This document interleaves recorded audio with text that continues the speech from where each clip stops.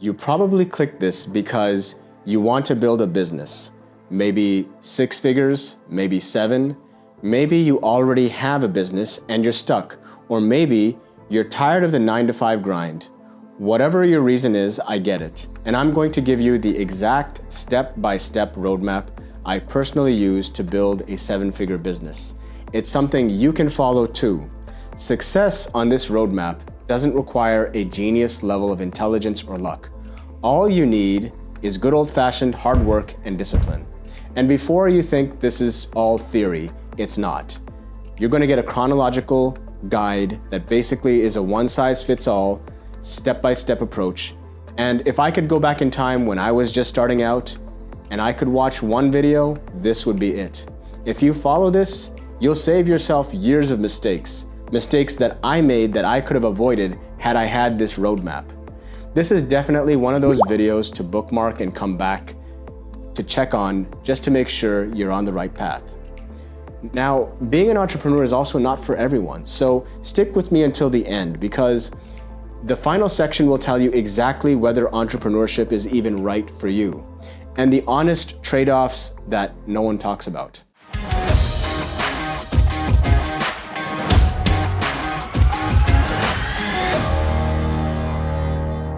So, firstly, why would you even want this? Let's start with the why. I think the universal thing that most of us want is financial freedom.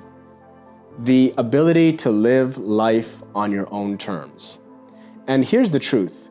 You can reach financial independence where you work only because you want to, not because you have to, in 2 main ways. Number 1, by being a high-earning professional who makes smart investments. Number 2, by building a business and investing the profits or making that business a self-running system that you don't need to be involved in. And as for being financially independent, you can use the 4% rule where you ask yourself, what level of passive income is good enough for me? Take that number and divide by 0.04 to find out what your net worth needs to be. And once you reach that, put it into a passive investment vehicle that generates 4% returns per year. So for example, to make $100,000 passive income, you would need $2.5 million invested. This video is about the business path because that's the one people get wrong the most. Because even though it's the most scalable, it's also the most unforgiving. And the path I'm giving you here, I have to emphasize again, it doesn't require luck. It doesn't require genius. It only requires competence, which you can build, and consistency. So let's go over the 6 steps. Step 1, get a job. I know you hate hearing this, and here's where a lot of people are gonna click off, but the ones who stay are the ones who will actually win. Get a job, and not just any job, the right job. There's a 3-point checklist for this job. This is the one thing today's hustle culture of content creators never tell you. They'll talk about becoming a content creator, a big success overnight, building an app, raising VC funding, chasing billion-dollar unicorn startup dreams, but the truth is simple. For the vast majority, you need to master a high-income skill inside a real business before you can build your own. There are 3 main categories. 1, marketing, where you provide services to bring attention to your clients. Sales, where you help your client close deals and convert business. And finally, problem-solving services, like legal services, accounting, technology, tech consulting, medical services, etc.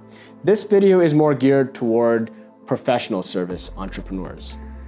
But honestly, the principles apply almost everywhere. Now, the job you need to take needs to meet these 3 criteria. Number 1, work in the exact field you want to start a business in. Let's say you just finished law school and you want to compete with the established big boys and start a solo practice because you think you can get clients better than them since you're really good at social media marketing and you're young and you're savvy. Here's the problem with that. You can't outmarket incompetence. If you don't know how to deliver a great product or service, customers will figure it out and your business will struggle.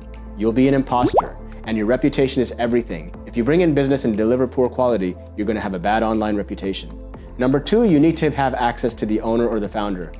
You want to learn the hidden things only owners see: pricing, sales cycles, pitfalls, bottlenecks, client psychology, all the gotchas that destroy inexperienced founders.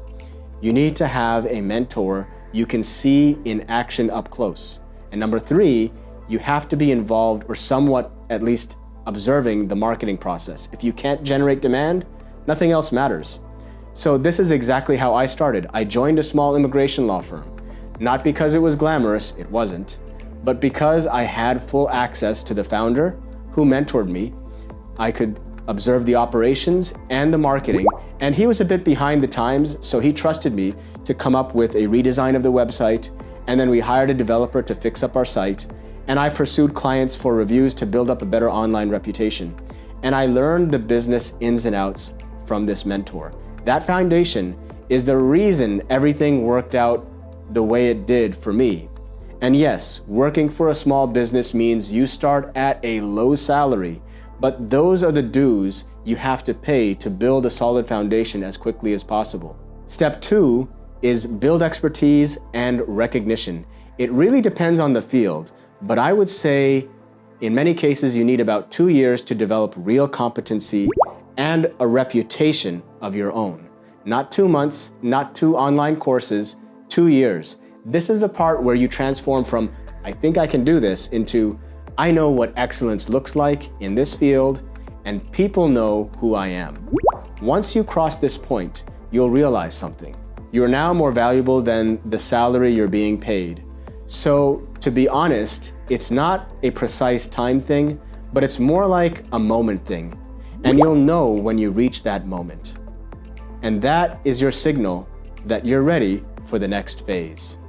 Step 3, leave properly and soft invite clients. When you're ready to start your own business, how you leave your job matters. Do not steal clients. Do not disparage your former employer, and do not be sneaky. Be upfront, tell the owner you're leaving to start your own business, and agree on a neutral, professional announcement email. Send it to your past clients, letting them know where you'll be. Some will follow you, some won't follow you, and even if none of them follow you, at least they should refer business to you. And the great thing about this is you'll be starting with momentum, not at 0. And if you've developed some skills that your former boss can't replace, who knows? They might even agree to refer business to you. Step 4, build the foundational 5 pillars. Once you launch, practically every business needs 5 foundational pillars. The first pillar, a website with real value demonstrating your authority. Use WordPress and do it for free, or hire a freelancer for a few $1,000s, whatever. It doesn't matter.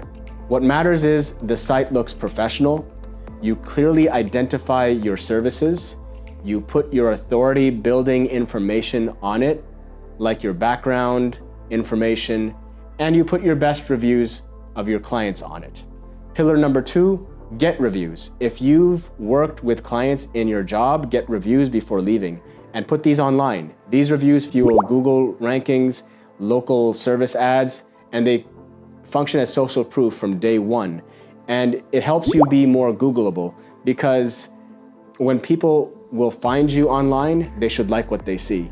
And pillar number 3, make a strong hire first.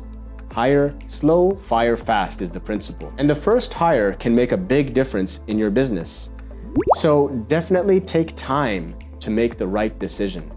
I got lucky. My first employee has been with me for about a decade and is somebody I can trust with my eyes closed. Steve Jobs himself even said, building a brilliant team is the leader's most important job. So hire people who are passionate and great at what they do. Number 4, advertising for services businesses. There are 2 types that matter the most. Google local search ads. These show your face and are a magnet for high intent searches.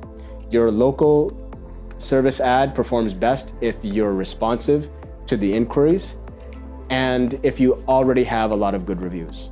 So definitely ask people to leave reviews for you on Google and on other review platforms. Then there's Google search ads. You should be sure to use phrase match on keywords which are high intent and specific because Google search ads can cover searches that local search ads miss. And make sure your ads are optimized. You may want to hire a freelancer to help you write ads and optimize your ads every month. A great resource on YouTube is Darren Taylor. His content on ads is great and I learned a lot from him. Number 5, content, blogging, making video content. This is a traffic machine and you need to use SEMrush or Ahrefs for keyword research.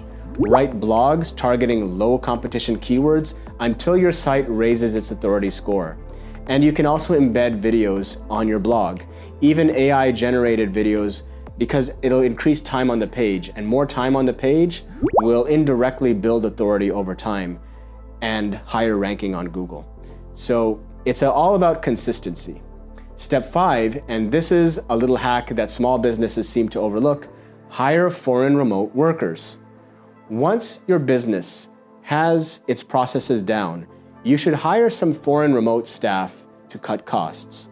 For my immigration firm, I use remote workers for some of the paralegal work, and I also have backup reception support, which is far better than using any phone answering service.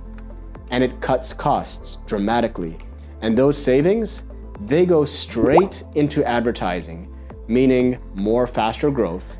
And your money can also go towards creating content, third parties, and even help you retain your US team by allowing you to pay them higher salaries. This is literally why I built Higher Basis, because adding remote workers is the biggest cheat code in business today. It's mind-boggling how rare it is for professional service businesses not to take advantage of this. It's literally like learning to hook the ball in bowling. And once you have that advantage, you're basically always going to beat the straight line bowler. Step 6, scale through constant building efforts. Once your foundation is built, scaling becomes simple. Hire smart, advertise aggressively, create content consistently, and if done right, it's cheaper than advertising, and of course, maintain quality of service. You don't need anything fancy. Most 7-figure businesses are boring and follow this outline, and they're just extremely consistent. Let's talk about the truth about entrepreneurship. Let me end with something important. Entrepreneurship is not for everyone. One of my former associates left after a year to join the largest law firm in the world, Dentons, and she climbed up the ladder and became a partner in about 5 years and is probably doing extremely well.